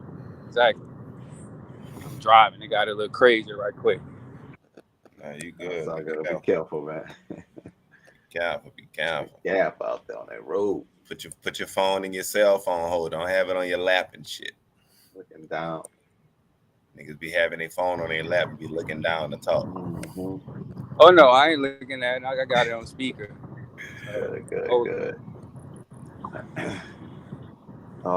Man, I tell you what, that weekly chart looked crazy, bro. Like if I was on a 1 hour or something like that, I'd be like, oh, that could be a fake out. Oh my God. I'm glad you said that. Like the way it just looked. Gotta look at the weekly. And like I said, I looked at the weekly like this. This is how I look at it. Okay. We got the high of the year right here, January, February. Until the end of February going in January this week, this high of the week. We had this bullish push coming from last year, October 2022, into the high of the year, early in the year. One thing it did not go above this bearish structure from the weekly. We had bearish structure coming down here. We could have broke it right here. We could have broke bearish structure right here and continued bullish from the COVID lows down here in April 20. That could be our, like I said, we already retraced to this weekly gap from April 2020. We retraced down to here in 2022. That was that low right there. So that's still bullishness overall. We didn't break this low or whatever. It's kind of consolidated form, but it's still bullishness. So, but from this high, nonetheless, we are seeing bearish structure. Like I said, this is bearish structure right here that didn't get broken. It could have broke right here and continued bullish from the COVID lows, but it didn't. Came all the way down here. Why did it go this low? To fill in this damn gap on the weekly. Came down, respected that, gave us an engulfing, and then pushed higher. But did we continue with bullish formation then? No. We didn't break this structure. That was the key structure. All this move was just to break this structure, or try to. Didn't. It held and came right back down. Where did it go to? This whole gap right here. Filled that gap. Bam. Now we went back up with bullishness. Never reached to this height again, but we did get a strong reversal. And that's what Jay talking about. This could be manipulation on this sell, and the market could be continuing higher because nonetheless, if we look zoom in, we just filled in this gap. Not to the T. We do have like this lower, this wick. I know it's kind of hard to see, but above here. But nonetheless, this bearish candle got a little bit more room to go. I said ultimately from 66.40 to where we at right now, 66.80. So we got 40 pips to go to fill in that whole weekly gap. But who's to say, which will put me right in my 4-hour gap zone, this little yellow box to catch buys on this bullishness. Who's to say that could be a nice little area we could catch buys based on this whole scenario right here. And then we could try once again to break this structure right here. I don't know. Maybe. Overall, with this little engulfing scenario, like it's not our true color change one. We do have one here. We have another one here. I do not like to go against engulfing trades, especially when it's off of some type of resistance. And the only reason I can call this summer resistance is because of where the market respected this little zone right here, bouncing. And then we have it respecting this zone right here. Like it didn't go any higher than that. And also with this consolidation, we got wicks here. We got wicks right here respecting it. This wick up here respecting, even though we did push higher, we came right back down in it. So I just look at that as like a little equilibrium area, a little zone, this little area right here that it was respecting to come back down, but it engulfed it. It engulfed it, and then damn near on that engulfing, filling that gap. Like I said, we 40 pips away from it. So that could be a setup to catch buys 40 pips away from where we at in the 66.40s area, 66.30s. So who's to say? Nonetheless, looking at the grander picture from them COVID lows that we were testing down here on October 22, we filled in that gap. We still continuing with this bearish structure. So you can't fight that. You can't fight engulfings. You can't fight bearish structure. I mean, it is what it is. So yes, we may be continuing to fill this gap, but we also be prepping to come down here and take out these lows. Just like back to what Piff was saying, when you look at daily lows getting attacked and all there, like the same thing happened for the weekly. So if you look at these highs was consolidated, this weekly attacked that high. After it took out these highs, it rejected, it came back. Where else is it going to go to? The lows down here, potentially. So that could be a scenario. We won't know until the market continues to move forward. I said it's largely depending on how the dollar gonna react to the news this week. I agree. So, I agree. like, that's what's going. Like, the candles can say whatever they want right now. Once that dollar start falling or going up, which I think is gonna fall just on some intuition, not on nothing. All right, let's look at the dollar real Technical. I quick. believe this is one thing too. I believe because yes, we have a lot of news. Period. You know, This some is for the the dollar, dollar. but I think what's really important is you got CPI coming out for Australian dollar. That's a big Yeah, news yeah, release. So yeah. that's It's why big. It is big, Jay. But we got Jerome talking twice, and he talking during London.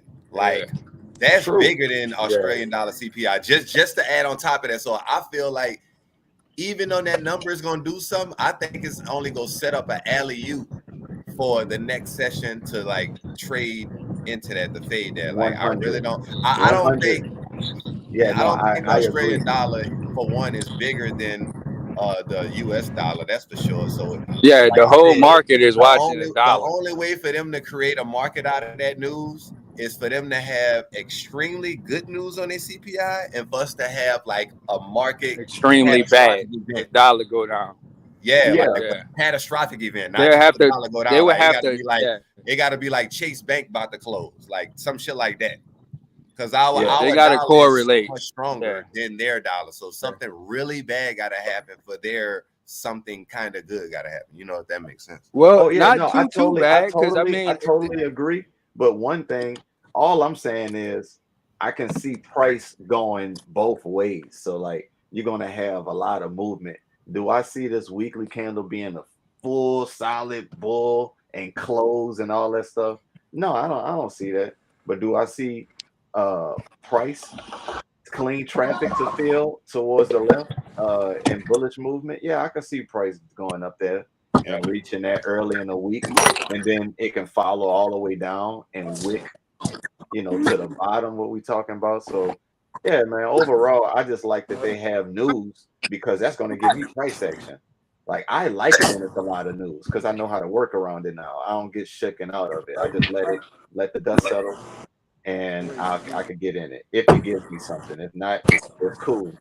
But And yeah, this man. this chart right here is something good to follow, like what Piff was talking about. Right here, what I got up is the dollar index. So we are heading towards a low potentially. And if we do continue bearish, then that will give you that bullish weekly candle you probably could be maybe expecting or not expecting. Yeah, just movement. I just want price to move up bullish. Oh, it's about to move. You're No, gonna no, get movement. I'm just saying, like I like the traffic, like looking at probably like the 4 hour and the daily, you can look at it. But yeah, that's what I say. I like it when they got a lot of news. Because Yeah, that's when they can give me some movement, you know, get people in the game. right. You know, like I don't like playing on the court by myself. I like at least 3-on-3 so I could get it in. You know, so get some more. Yeah, bro. When they got that news, people get all crazy and get in the game, and yeah, I love that. I mean, Go just crazy. looking at it right now, I mean, I just said, look at the bodies. Like, we had some nice bodies on these green bullish candles from June 1st all the way up, but we had very large red candles. Like, so. Then there was a sandwich engulfing on the weekly. I mean, on the daily. That's the daily. Right here. But, no, to the left. I mean, to the right. My bad. To the right. Like where it was Thursday. Oh, right here. That bullish, that bullish, and then Thursday. And oh, that's what you be calling them, sandwich and go. Okay, so this would be one right here too. Where? Not really. Yeah, you kind of you like them like right here. Well, yeah, I want them in momentum. In momentum. Okay, I see what you're talking about. Yeah, because if you look into the left, you know, on that daily, you know, you got that consolidation, but if it closes like that, yeah, I kind of like that. I see one right here, momentum. All right, okay, you might have to do a little video on that. That's why I came out of the sandwich and go.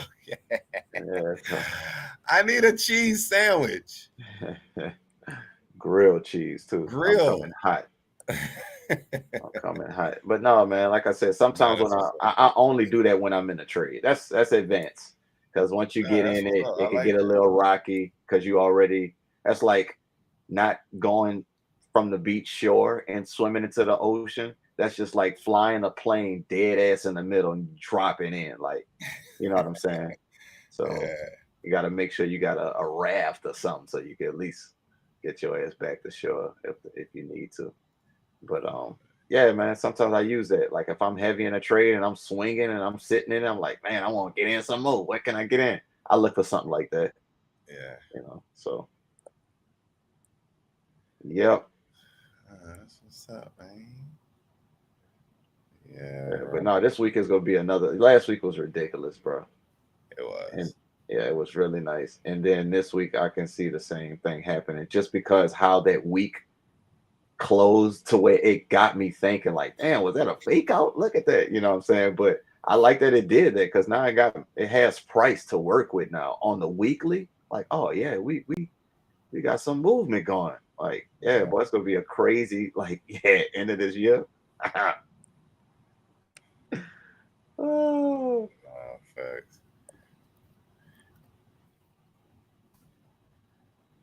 Yeah, this summertime trading been pretty good so far. I mean, last week was weird, but overall, I can't complain so far. I mean, we are, like I said, half point of the year coming to a close. So, for what it's worth, them 6 months was fire. No, I wasn't a part of every trade, but I can't really say the Australian dollar didn't do what it was supposed to do, you know, for what it's worth. Yeah, it's gonna do what it's gonna do. I'm glad that I did what I was supposed to do. True. That's how I'm gonna get out. I ain't do what I was supposed to do at all the times, but I understand what you're saying. Not all the times, you know. I know, but yeah, as I said, I understand exactly what you're saying. Yeah, man. It's 19. 6. 622. If we get this candle on a 4 hour, I like how this playing out. You get some type of bullish candle, like how it's forming above where it's at right there, that little zone that is breaking over. Right here? Oh, right here. Yeah, right there. Like if it close above that previous bullish wick on the 1 hour, if I get a bullish engulfing, I'll get busy with that. I mean, you already got 2 already. You got a lot of them, but you didn't get that much out of it. So you waiting for the 4 hour, like I said, to give you some type of price action to where you got price to feel or something to make you want to get some type of skin in the game. That's what I look for. Like I look to the left and see like, where is it clean at? I mean, it's very clean here. You got all these wicks to fill right here. That's what I'm saying. But this You one will got have this to clean close. traffic. Yeah, I love how this sucker moving. Sweet butter. But if it closes like right now, it's 12 o'clock, midnight closes. Then I'll be like, oh yeah, you look on the 1 hour and you might or this sucker could just shoot up and All the be way like, up oh right damn. now. Yeah, right now. And be like, well, it's gonna be one of them weeks. So it's being patient and waiting for your setup. Like, don't be like, damn, look what I mean, you could still be like that and say, like, damn, look what it did. And don't be in your head like, you stupid ass, like, look what it did. You could have got that. Like, no, because you gonna have both of them pixies on your shoulder. You have the good Jarris, you gonna have the bad, 6. You have the good 6.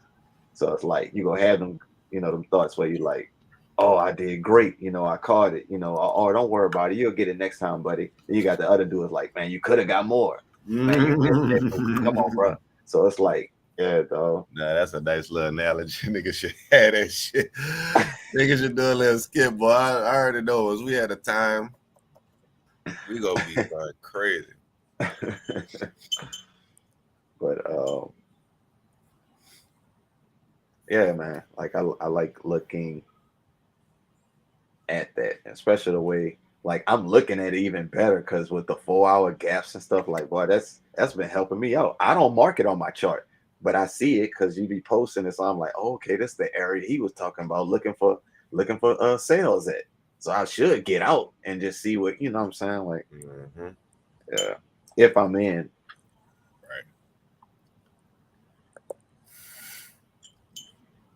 Yeah, man, and you don't have no news tomorrow, like. Yeah, this is gonna be normal price action. So with that being said, I could easily see this going up to here and catching some sales in this area. Yeah, bro. So you get an engulfing setup on the 1 hour, like you said. We had a couple of them, but that was from last week, and you might have got one, I think, this evening. But look for another one that's a little more sweeter. And yeah, bro, you got clean traffic. You're going to the next level. You might fuck around, go to the other one. Because like I said, on the 4 hour, it looks really good. Might fuck around. CPI, come on, man. Like that'll just give us enough joke just to get you that right quick. Like, yeah, bro. And just trust in your history. These bullish engulfings that came early obviously didn't work out. Like, nobody likes to buy bullish in scenarios at the top, no matter what your strategy is. But as you can see, if you were patient to let the week play out, yeah, you would have missed Monday and Tuesday and maybe some of Wednesday. But you got the sweetest bearish engulfing that pretty much gave you the same price action as this right here. So you trying to complain about you didn't catch the top of the reversal or however people put it in their head, you got the same move right here. All you had to do is be patient. And it happened in like a day and a half versus waiting on all this. So patience plays a lot, just like this scenario. Yeah, you may not get the sweetest bullish engulfing on the 4 hour, but that 1 hour may work out. Maybe like Jay said, you just waiting for this 4 hour to close above these highs, and that'll be enough price action for you to take those 1 hour engulfings as truth and trade bullish into this. Whether or not where this 4 hour closed, if it closed now, putting a low below here, I feel like that's good risk to reward and risking up here, even on the 4 hour. So on the 1 hour, it's going to be even probably sweeter, but on the 4 hour, you definitely can catch that move.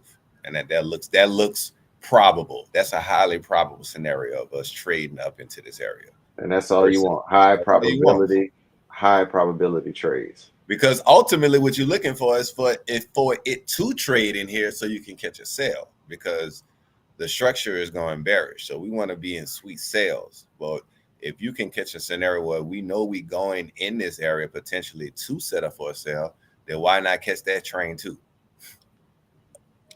I would say, if anything, be light on your risk, or lighter on your risk when you're taking these buys, just so you won't feel so tempted to be emotionally triggered, if you will.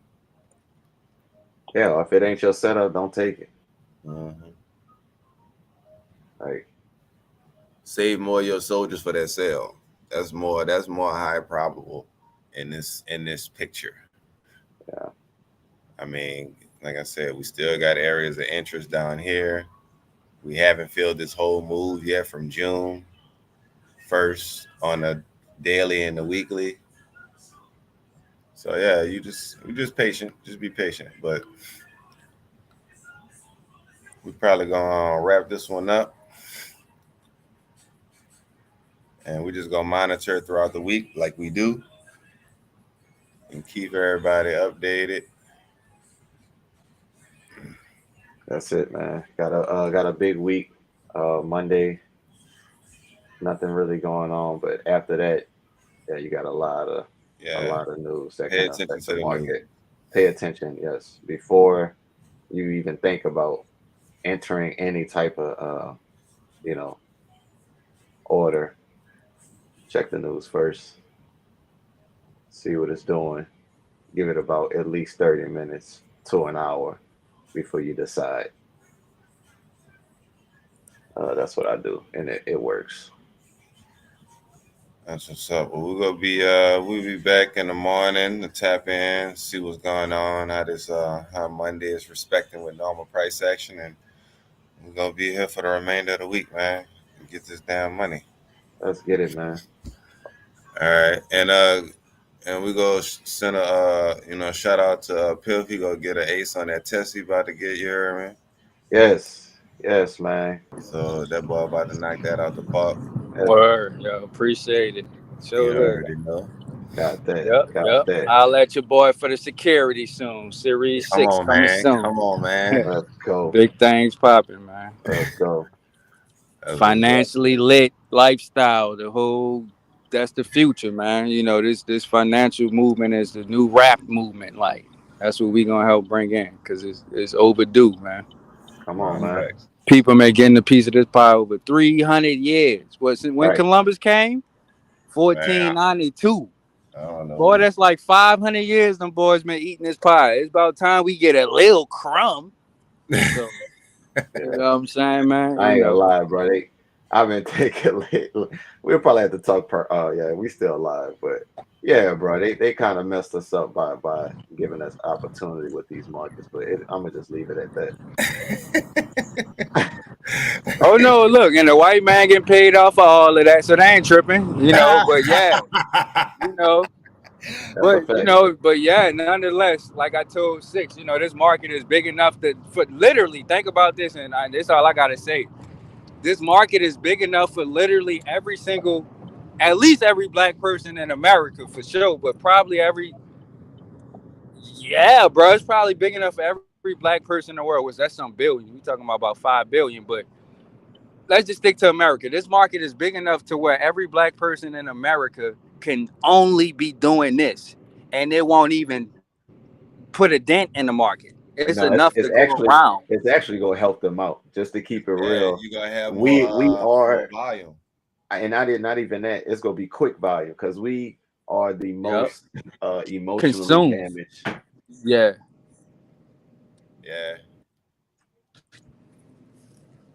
I'm just saying, it's that big, man. We talking about $5 trillion a day.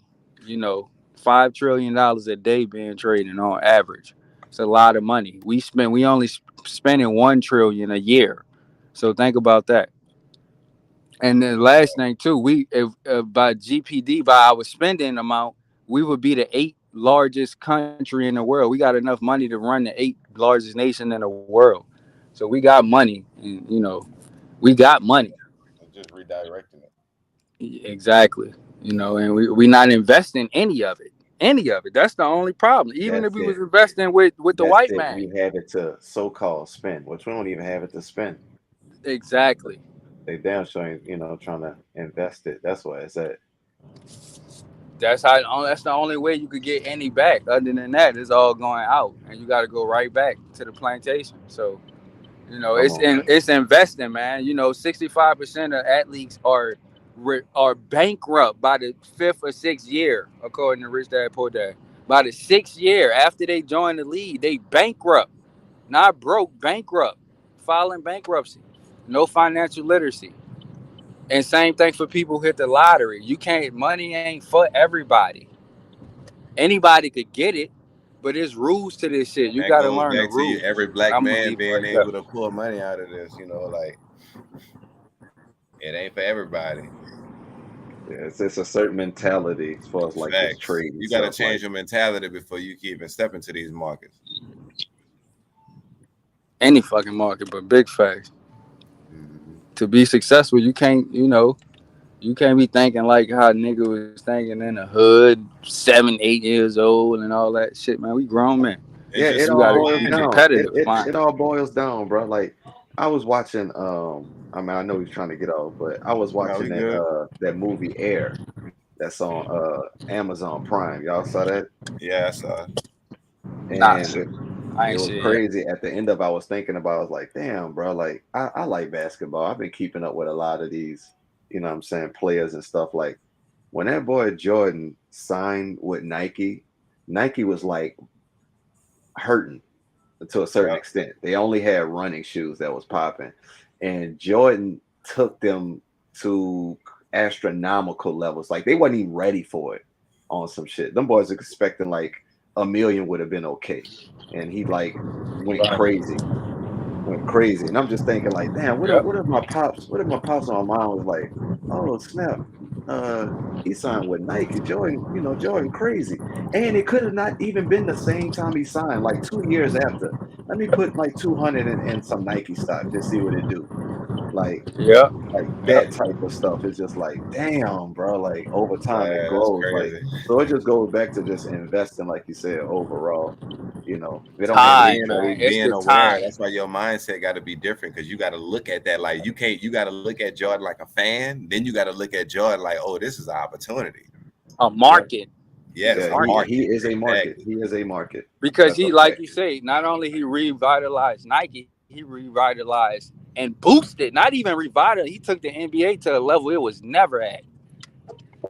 Sales. Not only that, he took basketball shoes to another level. Like people looked at basketball shoes different when he came out. Let alone his shoe, just the whole, like it was like viable for every player. Multiple markets. Yes. The owner, bro. Adidas jumped on it. Reebok jumped on it. Puma jumped. Everybody dropped basketball shoes after that. They're like, oh, Nike getting that bag. Let's go get that bag. Let's go get that. Let's go find that Jordan. But it had to be a breakthrough candle for everybody to change their mindset and to do that. And he was Come on, man. Come on. Everything go back to breakthrough. That's what all success is. All success is a breakthrough. So always never hate on success. Mimic it. Facts. Follow success. Because the market don't lie. Follow the money. That's what you're saying. Basically, if Pops would have followed the money. Yep. That's a fact. Follow the money. That's where the money gets spent in popular scenarios. So why not follow it? Numbers don't lie. Even if it's dumb money, like the GameStop shit. Hey, hell of people was in it. Facts. You know, it was silly, but volume talks and bullshit walks. Real talk. You know what I'm saying? Regardless of how you feel about it. And it shows that you have the power. People, if they come together, they can really change. Yep. That's shit. I can't wait to watch that movie. I'm glad Slim posted that because I ain't know. I'm gonna tell you one thing. I don't know if y'all know about that story, and it ain't no fucking deal breaker if you ain't seen it. But one key thing that happened for GameStop that made them soar like they did, and like I said, I know they're gonna break it down in the movie, is the owner or the founder of, I want to say like pets.com or some big ass company like that, had stepped in to be the CEO of the company at the last minute. And once he done that, that's what sent the price on like the craziest rip that they ever did. So it was like, it wasn't just only volume. It was like people were still looking at the business as it was gonna grow, like they was gonna revitalize itself because this new nigga was coming in. So yeah, added too. Yeah. Mm-hmm. So and they had hella sharks on it. They was going against the hedge funds. Facts. It was that too. It was like to kick the rich people in the nuts. Yep. And it worked like a motherfucker. Because Don't try the that at only home. reason it worked is because the rich people started to flip. Yep. Because they do what? Because they follow the what? Follow the money. Because they follow the what? They follow the money. You never go against the money. Yeah, when that's they started to idiotic. flip and started going long, then that's when everybody would be like, "Oh shit!" Chain reaction. $1 million shares long. Because what? Oh, Theoretically, it crossed that 50% Fed mark. Whether that was on the monthly, the yearly, you see what I'm saying? It crossed over to an actual reversal zone. Yep. You know, it crossed to a point where it's like, oh shit. Basically, that liquidation point, like how Bitcoin did when it hit 25,000, Greystone, all of them, it was a leveraged liquidation point that, like, that you know what I'm saying? Like, they could see, like, if price hit this level, this many billions is going to be taken in liquidity because they could see leverage. Right. They could see, you know what I'm saying? They maxing out leverage at this rate. So those be the key zones, and when price cross those zones. And that's why when it did sentiment changed. When it did finally cross that zone from the highs of the 60s, it quickly went to like 15, 14K and then came back to 25. Yeah. That's because when all of them shorts was liquidated, that added more positions to go, all them buys was liquidated. That's when they added more shorts, and then it just tanked the market even more. And you had people who had orders down there already waiting on that. Some people trade like that just for when moments like that happen. You know, update that shit every month because most orders expire and shit. Right. It's 30 days. But yeah, fellas, it was a good one. I'm about to hop it off and catch a head start on these markups and charts. Do some studying. Bet. We got, like I said, I'm being this on in the morning. We're gonna tap in. Yeah. Peace out, everybody. Peace out, fam. Y'all be good. Peace.